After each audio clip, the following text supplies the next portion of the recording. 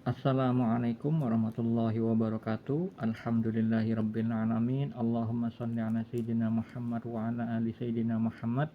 Berjumpa lagi dengan channel kami Ma'rifatullah, channel yang insyaallah banyak berbagi tentang ilmu mengenal Allah, yang biasa disebut dengan Ma'rifatullah, ilmu mengenal Allah, terkait dengan ilmu syariat, yaitu peraturan-peraturan Allah tentang bab halal dan haram, tentang ilmu tarekat, ilmu yang mengajarkan kepada tata cara pelaksanaan ilmu syariat di dalam berkehidupan.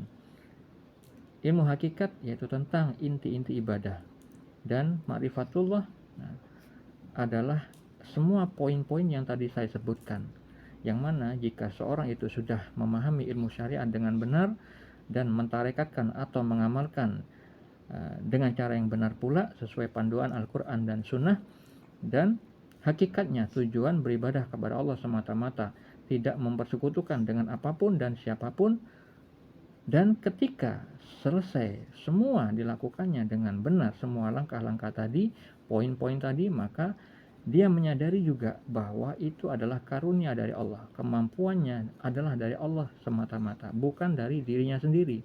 Ya, itulah makna dari kalimat la haula wala quwata illa billah.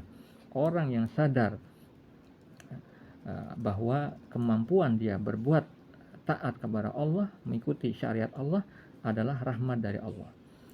Hari ini saya akan bagikan kepada Anda semua tentang ilmu ma'rifat, ilmu ma'rifatullah, ilmu mengenal Allah melalui sarana mimpi yang dialami oleh Nabi Muhammad SAW, yang mana diriwayatkan di dalam hadis riwayat Al-Bukhari nomor 246 dari Ibnu Umar radhiyallahu anhu, bahwa Nabi SAW berkata, "Aku bermimpi, aku sedang bersiwak. Lalu datanglah dua orang laki-laki, dan salah satunya lebih tua dari yang lain. Maka aku memberikan siwak tersebut kepada yang lebih muda. Maka dikatakan kepadaku, dahulukan yang lebih tua. Lalu aku berikan siwak itu kepada yang lebih tua di antara mereka berdua." Di dalam hadis ini, Nabi Muhammad SAW ketika tidurnya, beliau mendapatkan pengajaran ilmu ma'rifat, ilmu mengenal Allah, yaitu tentang peraturan Allah, yaitu ilmu syariat, mendahulukan yang lebih tua daripada yang muda di saat menggosok gigi, bersiwak. Hal itu terkait dengan sabda beliau yang lain di dalam hadis riwayat Tirmizi. Beliau bersabda, "Bukanlah dari golongan kami mereka yang tidak menyayangi yang lebih muda, dan mereka yang tidak menghormati yang lebih tua." Juga terkait di dalam hadis riwayat Abu Daud, beliau bersabda, "Sesungguhnya termasuk dalam pengagungan terhadap Allah adalah memuliakan seorang muslim yang telah tua." Nah, seperti itu saudara-saudariku, hikmah dari apa yang dialami Nabi kita Nabi Muhammad SAW di dalam mimpi beliau.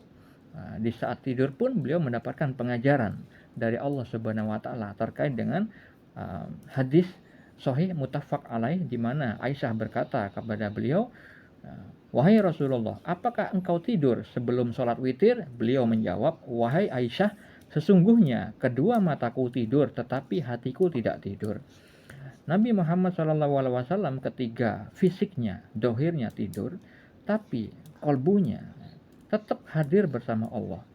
Dengan apa? Dengan adanya aktivitas berzikir, aktivitas mengingat Allah.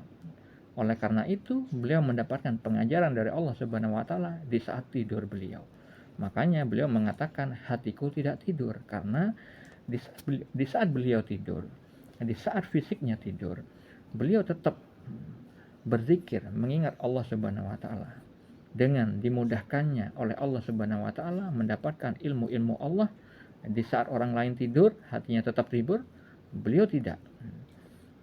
Terkait dengan tidur, itu adalah tanda-tanda kekuasaan Allah Subhanahu wa taala, sebagaimana firman Allah di dalam surat Ar-Rum ayat 23. "Dan di antara tanda-tanda kekuasaannya ialah tidurmu di waktu malam dan siang hari, dan usahamu mencari sebagian dari karunia-Nya. Sesungguhnya pada yang demikian itu benar-benar terdapat tanda-tanda bagi kaum yang mendengarkan." Nah, kalau misalkan seorang muslim yang kolbunya bersih, itu biasanya seringkali mendapatkan petunjuk dari Allah Subhanahu wa taala melalui mimpi. Mimpi tidak hanya sebagai bunga tidur, seperti halnya orang-orang awam di luar sana mengatakan demikian, melainkan mimpi adalah bagian dari syariat Islam. Karena terkait dengan mimpi dan ilmu takwil mimpi, banyak dalil-dalil atau keterangan yang menjelaskan dua hal tersebut. Seperti halnya Anda bisa temukan di dalam surat Yusuf ayat 4, Nabi Yusuf alaihissalam yang mengalami mimpi tentang simbol-simbol bahasa mimpi, matahari, rembulan, dan 11 bintang yang semuanya sujud kepada beliau, yang makna takwilnya juga Anda bisa baca di dalam surat Yusuf, itu terkait dengan kedua orang tuanya dan 11 saudara Nabi Yusuf alaihissalam, yang mana mereka semua ada di dalam kekuasaan Nabi Yusuf alaihissalam. Ketika Nabi Yusuf alaihissalam dipercaya oleh Raja Mesir mentakwilkan mimpi, yang mana Raja Mesir di saat itu bermimpi tentang 7 ekor sapi betina yang gemuk dimakan 7 ekor sapi betina yang kurus, tentang 7 tangkai gandum yang hijau dan 7 tangkai gandum lainnya yang kering. Itu terkait takdir yang akan terjadi musim kemarau yang panjang. Dengan adanya mimpi yang dialami Raja Mesir di saat itu, Allah memberikan petunjuk melalui Nabi Yusuf alaihissalam yang diberikan ilmu takwil mimpi. Sebagian ilmu takwil mimpi yang Allah karuniakan kepada Nabi Yusuf alaihissalam difirmankan di dalam surat Yusuf ayat 6, ayat 21 dan ayat 101. Nah, banyak sekali contoh-contoh mimpi yang terdapat di dalam surat Yusuf. Begitu juga terdapat juga di dalam surat As-Saffat ayat 102, terkait dengan perintah dari Allah Subhanahu wa taala kepada Nabi Ibrahim alaihissalam terkait mimpi menyembelih Nabi Ismail alaihissalam yang mengandung ilmu hakikat. Ilmu hakikat yang tersirat di dalam perintah tersebut melalui mimpi adalah membunuh kecintaannya terhadap anak.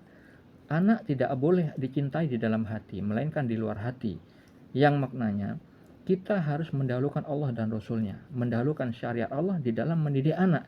Tidak boleh mendidik anak dengan hawa nafsu kita, sebagaimana orang-orang di akhir zaman seperti sekarang ini banyak yang mendidik anak dengan hawa nafsunya, tidak mengikuti aturan Allah, tidak mengikuti aturan syariat-syariat Allah, sehingga anak tersebut membinasakan orang tuanya, banyak membunuh anaknya, banyak membunuh orang tuanya, dan juga bisa memenjarakan kedua orang tuanya karena perilaku anak-anaknya berperilaku setan, karena tidak mau menjadikan Allah dan Rasulnya sebagai panduan di dalam berkehidupan.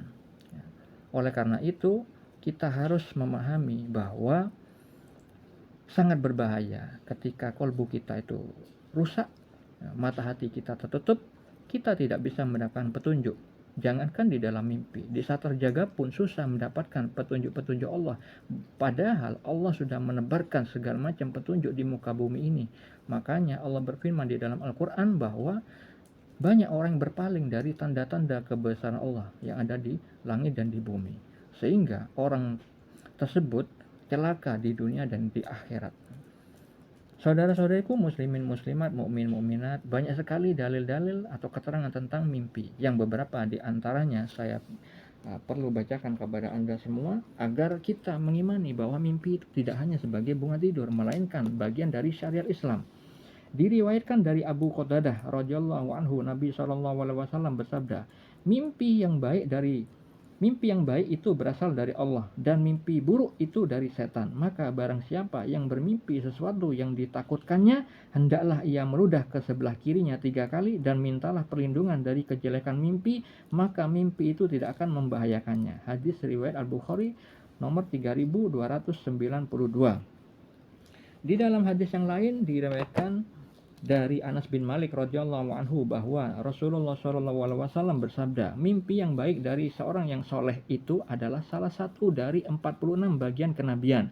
Hadis riwayat Al-Bukhari nomor 6983. Diriwayatkan dari Abu Sa'id Al-Khudri radhiyallahu anhu bahwa ia mendengar Nabi SAW bersabda, apabila salah seorang di antara kalian bermimpi sesuatu yang disukainya, maka sesungguhnya itu hanyalah berasal dari Allah. Maka pujilah Allah karenanya dan ceritakanlah hal itu. Dan apabila ia bermimpi sesuatu yang tidak ia sukai, maka sesungguhnya itu hanyalah berasal dari setan.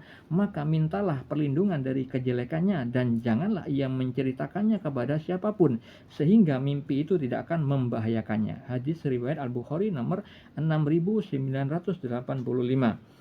Diriwayatkan dari Abu Hurairah radhiyallahu anhu, ia berkata, aku mendengar Rasulullah SAW bersabda, tidak tersisa dari kenabian kecuali para penyampai kabar gembira.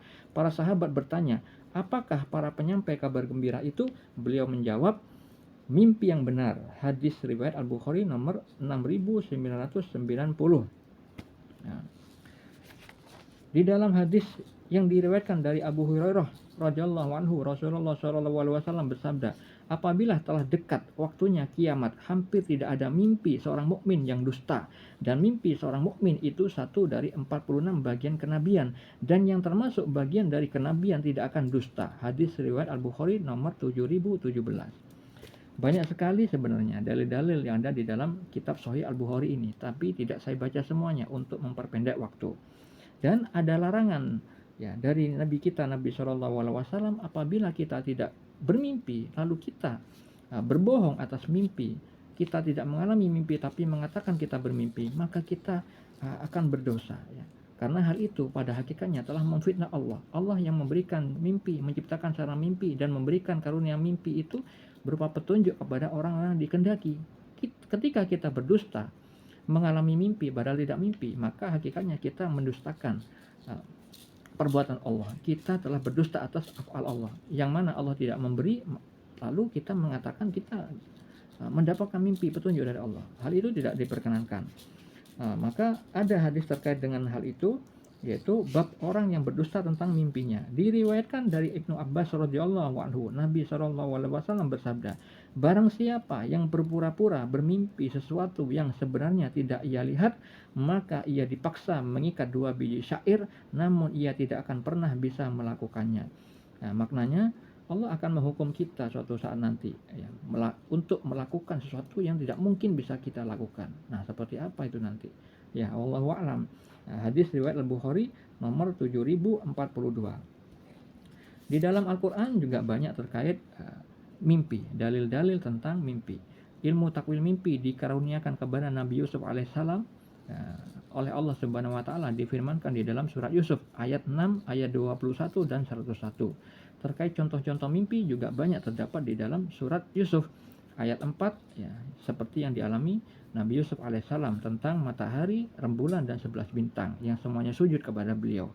Yang takwil dari mimpi tersebut juga bisa Anda baca di dalam surat Yusuf. Juga mimpi yang dialami seorang raja Mesir, mimpi yang dialami 2 tawanan yang ada di dalam penjara bersama Nabi Yusuf alaihissalam terkait dengan takdir-takdir Allah yang akan terjadi, yang semuanya itu ditakwilkan oleh Nabi Yusuf alaihissalam.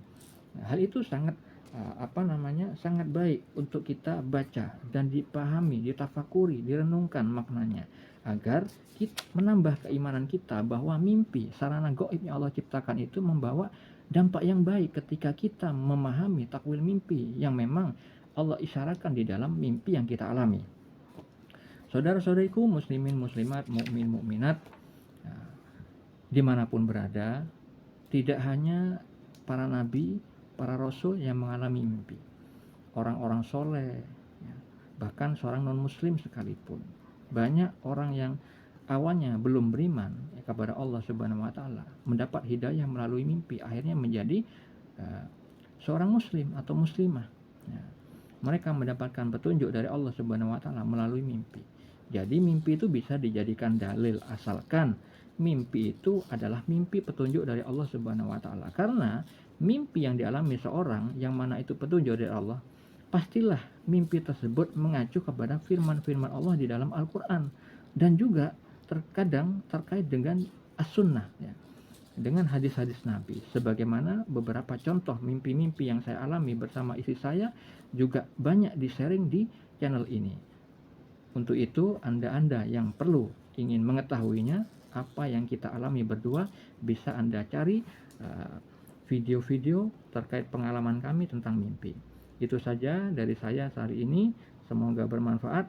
Mari kita jadikan apa yang kita lihat, apa yang kita dengar menjadi sarana beribadah kepada Allah Subhanahu wa taala agar kita menjadi ganjil di hadapan Allah yang Maha Ganjil. Tentunya ganjil di dalam hal ketaatan. Assalamualaikum warahmatullahi wabarakatuh.